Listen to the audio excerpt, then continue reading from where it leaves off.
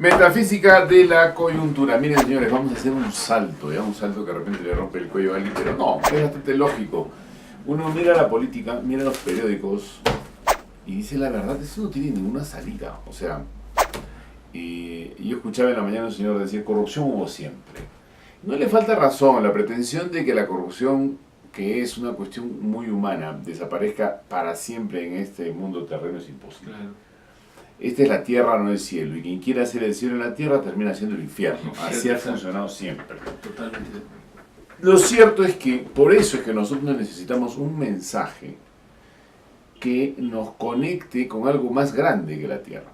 Y justamente el cristianismo es eso, o sea, el cristianismo siempre ha sido ese mensaje que no te saca de la tierra, sino que te pone los pies en la tierra mirando un futuro más inteligente, más profundo, que te permite de alguna manera ordenar Exacto. sin quedarse en En ese sentido, yo quiero preguntarle aquí al doctor, porque él es un especialista, y sobre todo porque estamos en mayo, que es un mes mariano, sobre el mensaje de Fátima. 100 años del 13 de mayo. 100 años del 13 de mayo, la Virgen María bajó de los cielos a Coba de Liria, esa canción de la que mucha gente se burla, ¿no? Pero que es profunda, ¿no? Es profunda, y sobre todo se burla una cosa que yo de verdad, será que me hago viejo, porque antes me burlaba, pero ya comencé a no burlarme, que te ponen esas viejitas cantando las modas, arrastra al fuego infernal, vestid con decencia si os queréis salvar, y uno jaja, jojo, viejas ridículas cucufatas.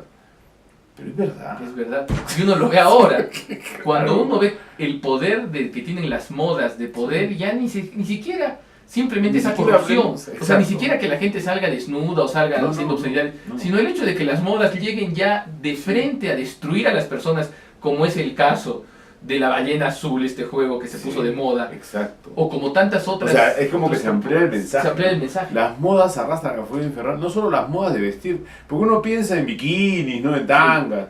Entonces, eso ya pasó. Eso ya pasó. O sea, la época de la calatería escandalosa ya no la tenemos. Ya o no, sea, ya... Pero fue la base de esto.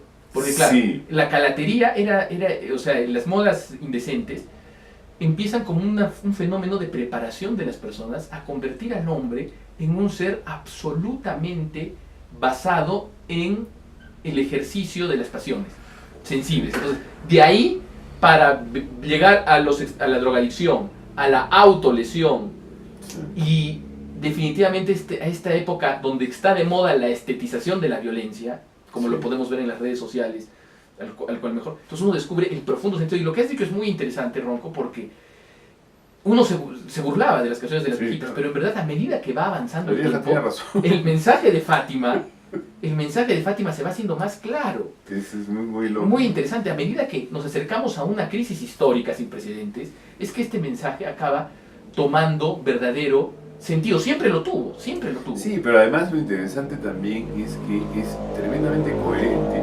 con la enseñanza tradicional de la iglesia de siempre. Exacto. ¿No? Es decir, el cristianismo dijo más o menos lo mismo siempre. Cuando uno escucha a estas personas que a veces no están bien enteradas o ni siquiera conocen el cristianismo, decir que hay 50.000 cristianismos y que son interpretaciones en la historia, es que no es verdad, disculpen amigos, no es verdad. El cristianismo tiene un corpus doctrinal. Exacto. Desde el siglo I, de los evangelios, se leyeron así. Y cuando uno ve la vida de Cristo y la vida de santos como San Francisco de Asís u otros, uno encuentra un factor muy importante, que es la penitencia. Sí. Decía la Escritura que nuestro Señor no tenía dónde reclinar la cabeza. Nuestro Señor, los 3 años de su vida pública, son 3 años de penitencia. Sí. Nuestro Señor, evidentemente, efectivamente, era una persona que estaba al servicio de los demás, pero también era una persona que sabía que tenía que redimirnos y que para redimirnos tenía que pagar un precio humanamente bastante alto, como es ser combatido por los de su propio pueblo y acabar siendo injustamente procesado, torturado y condenado a muerte. Y por la gente a la cual él le había hecho bien. Bien, exacto. Y hay un tema interesante, ¿no? Y es que en verdad va pasando esto. Hay un texto, me parece que es de Newman. Newman habla de 2 ídolos modernos, ¿no? Podemos decir posmodernos o lo que sea. La notoriedad y el dinero. Exacto. Hoy día la notoriedad es una especie de molón al que la gente sacrifica hasta su vida. He visto un video de un tipo que por llamar la atención se prende fuego en cámara y lo cuelga en Facebook. Y eso es una cosa que hace que el mensaje de Fátima sea más interesante. Porque ¿a quiénes se revela Nuestra Señora? Nuestra Señora se revela a los más humildes de entre los humildes. Decía Santa Bernadette, a quien la Virgen se le había aparecido en 1858, en el siglo anterior, en el Lourdes. Ella decía, ¿por qué crees que la Virgen se apareció a alguien tan pobre como tú? Y ella dijo, bueno, si hubiera habido alguien más pobre en el pueblo, a ese se le hubiera aparecido la Virgen, ¿no? Entonces, ¿qué ocurre? Porque recordemos que los Subirú vivían en la cárcel. O sea, vivían en una cárcel que fue abandonada por el gobierno porque era demasiado insalubre para los presos.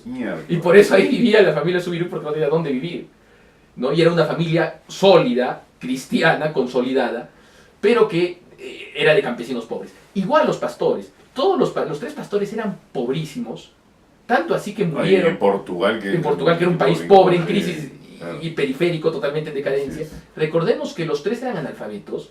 Recordemos también que Jacinto y Francisco, acabarían muriendo por la gripe española.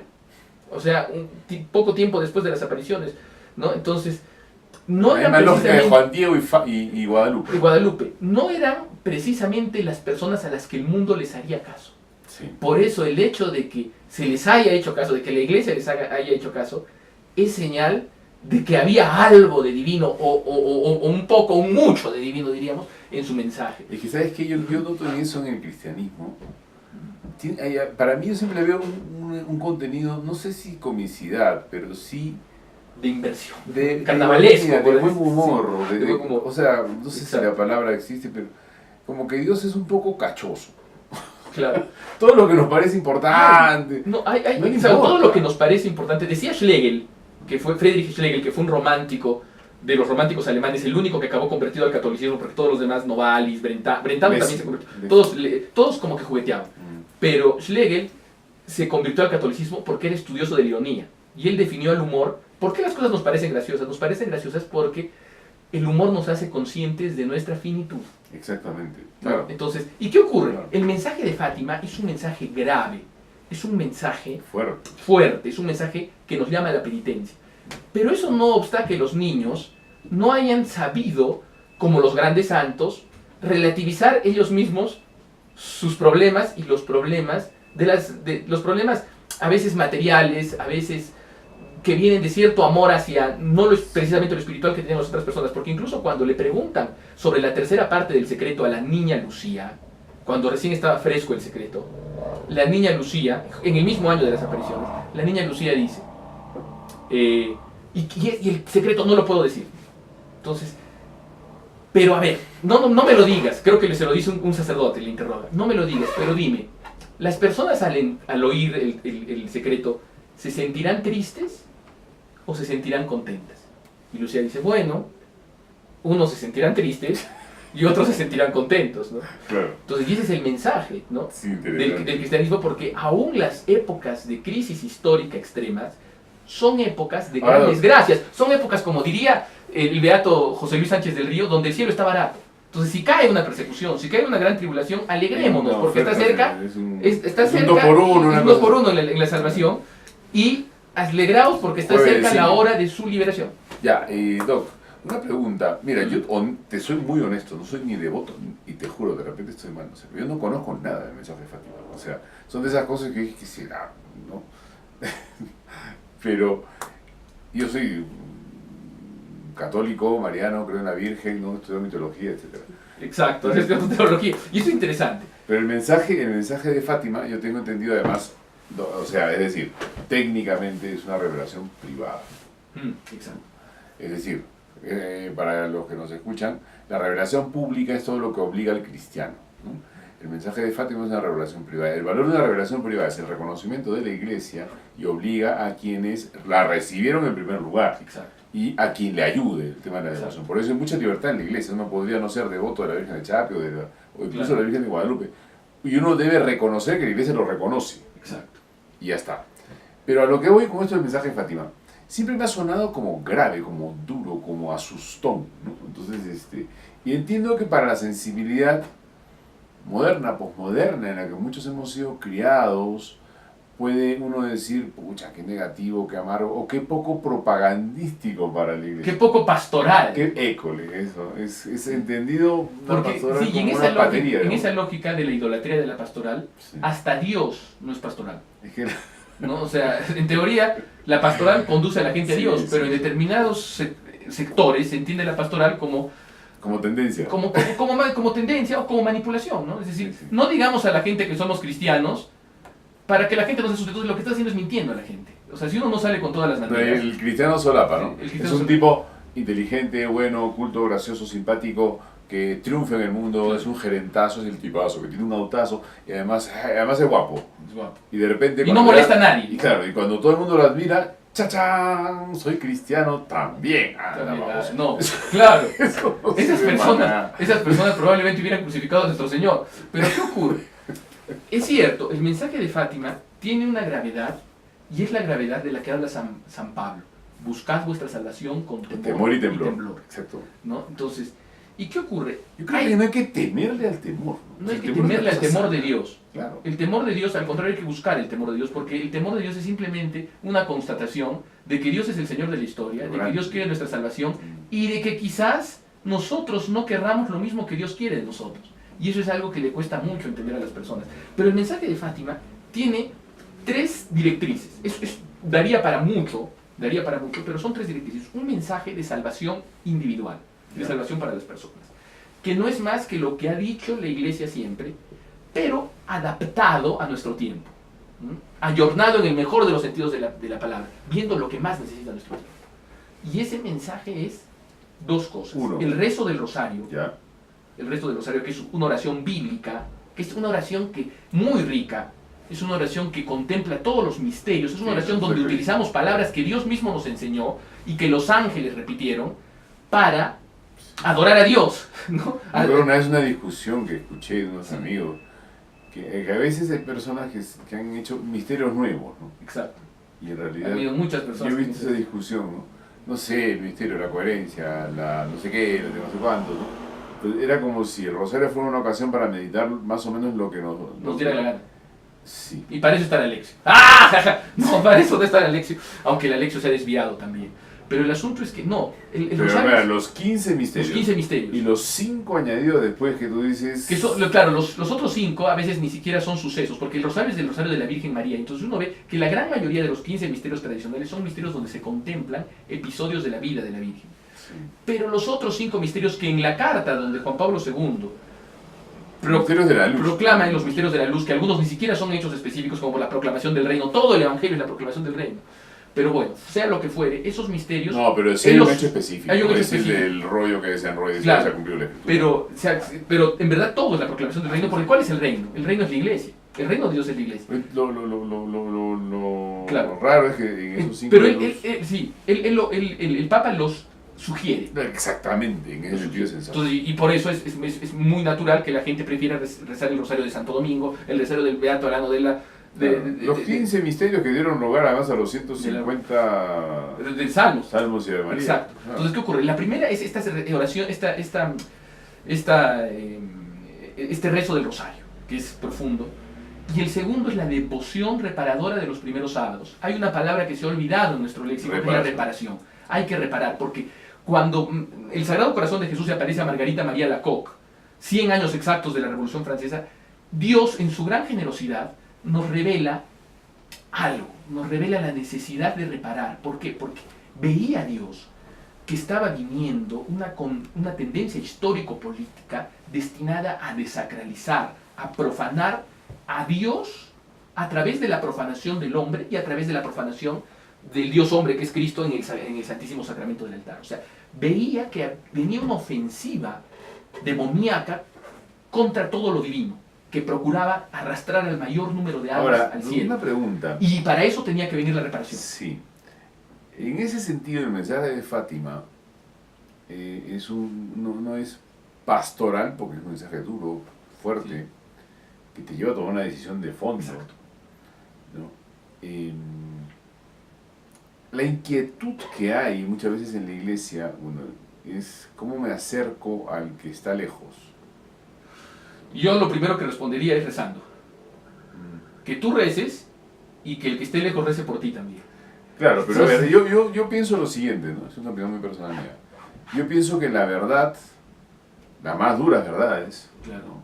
Primero las aplicas a ti mismo y tratas de ser lo más coherente posible. Y hay un componente que me parece sí pastoral y apostólico, que es la cortesía.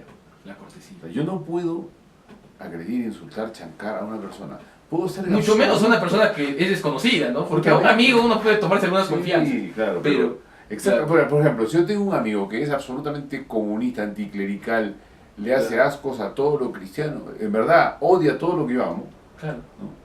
Yo de verdad no tengo por qué agredirlo No, a él. tú Puedo tienes discutir que todas las amarlo. ideas. Exactamente. Amarlo. ¿Qué dice Eso nuestro se llama Señor? amar, pues. Nuestro Pero Señor es amar al enemigo. enemigo. Exacto. Y lo especifica diciendo rezar por los que los persiguen. ¿Qué es el evangelio de hoy? Que es el Evangelio. Entonces, la cuestión es, por eso el primer escalón del mensaje de Fátima es un mensaje de salvación individual. Rezar Claro, y reparar.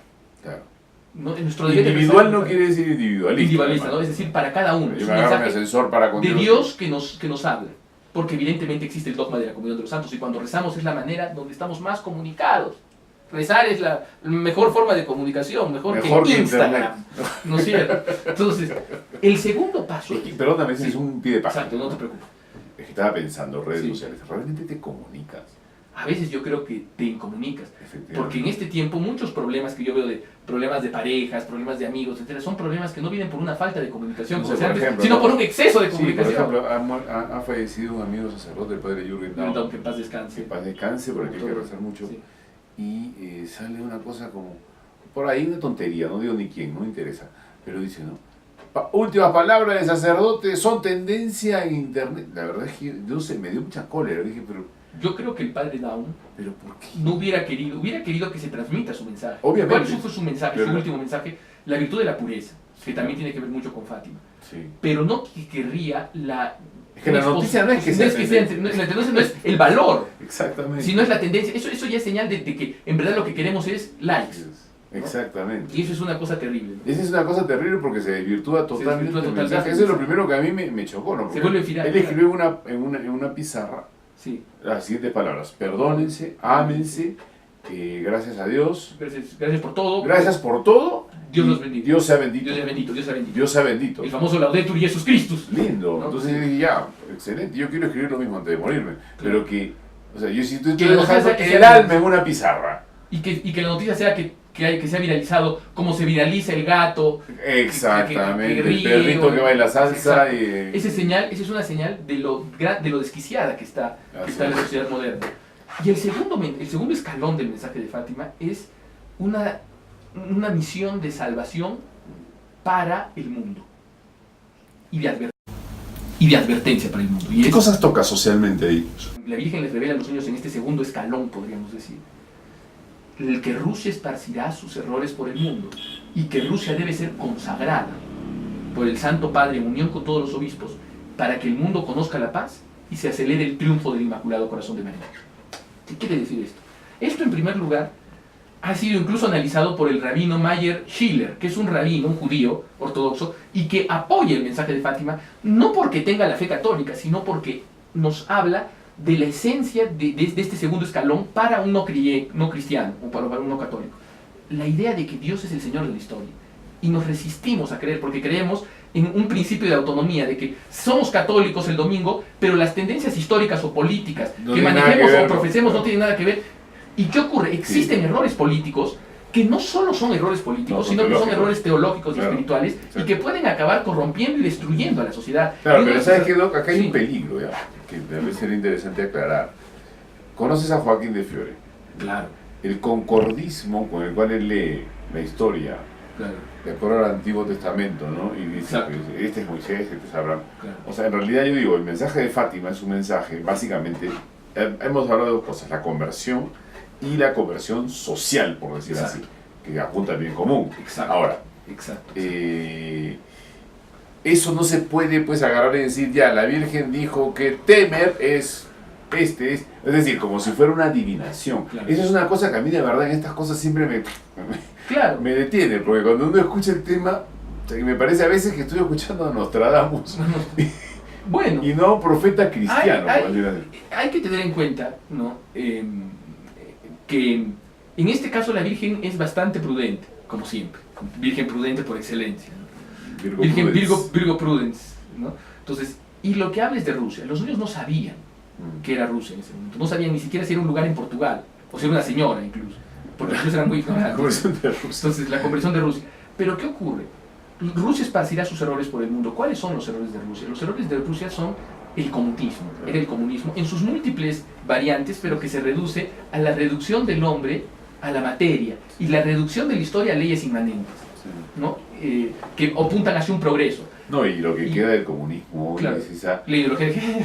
No, que en el fondo, detrás de todo eso, lo que hay es la revolución eterna. La revolución eterna. El El odio a las demonio se va esencias. dando vueltas. Exacto, el odio a las esencias. Sí, claro. La contradicción perpetua. Exacto. Entonces, contra eso alerta la Virgen. Tercera cosa. Tercera cosa. Y ahí está el gran dilema. No se sabe. Esa sería la parte que fue abierta, entre comillas, en el año 2000 por el cardenal Sodano, el cardenal Ratzinger y por Juan Pablo II, pero que hay muchos, y que habla de el martirio de un papa, de un obispo vestido de blanco, que dice Lucía, me pareció que fuera el Santo Padre, en una montaña llena de cadáveres, precedida por una cruz de madera tosca, donde dos ángeles recogen la sangre de los mártires y con ella fertilizan la tierra.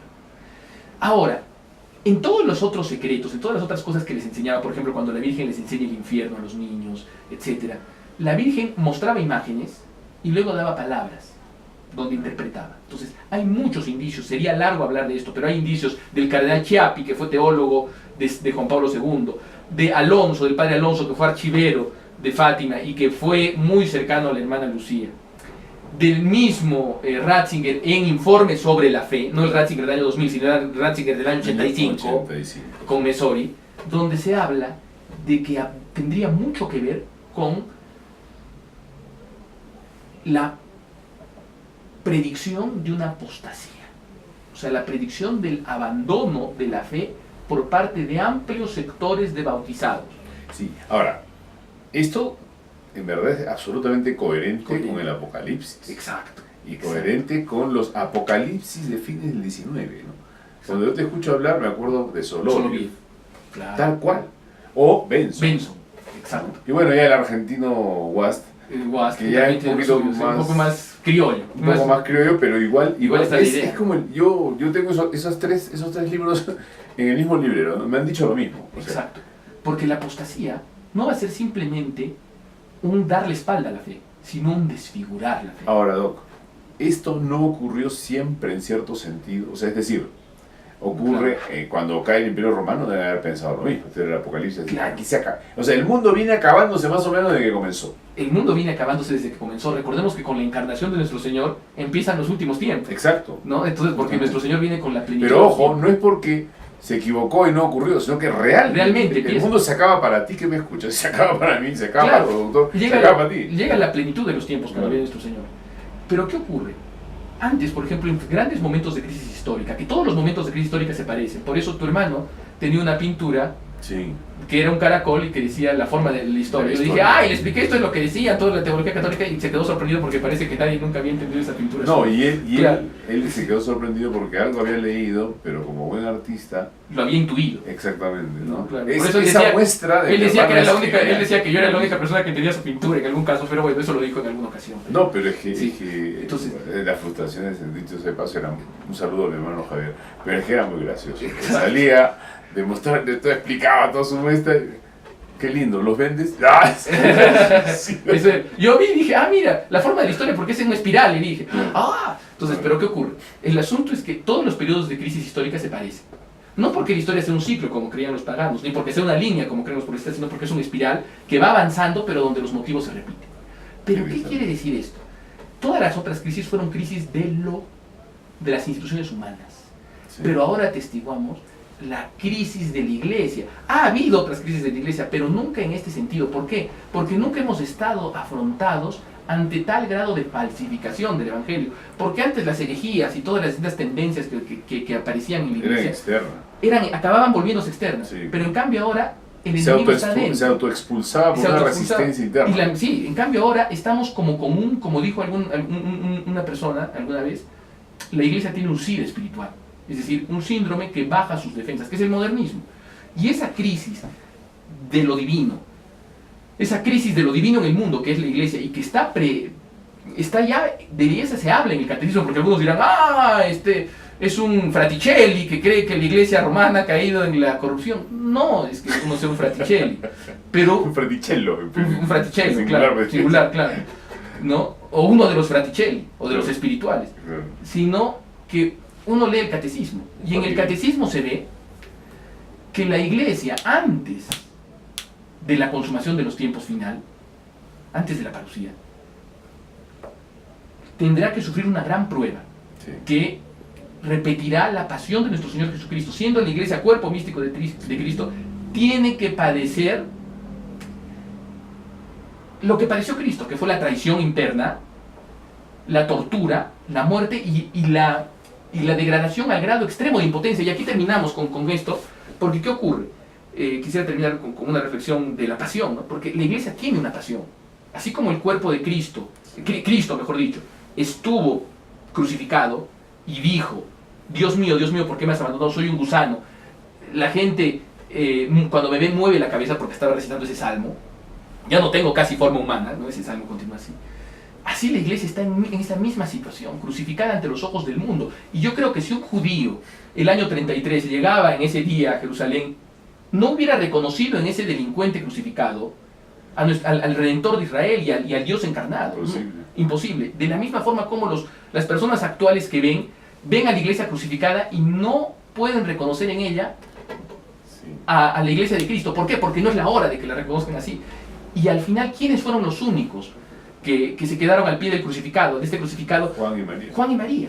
¿Por qué? María porque era su madre, y Juan porque era discípulo de María, porque Juan era el discípulo perfecto, el más grande mariano. Y por eso es que nuestro Señor le entrega a Juan a su madre. Entonces, y esta es esta misma época. Solo los que vamos a quedarnos amando y admirando a la iglesia en su esplendor, a pesar de esta traición y de esta crisis terrible, vamos a ser los que tengamos la verdadera devoción a María.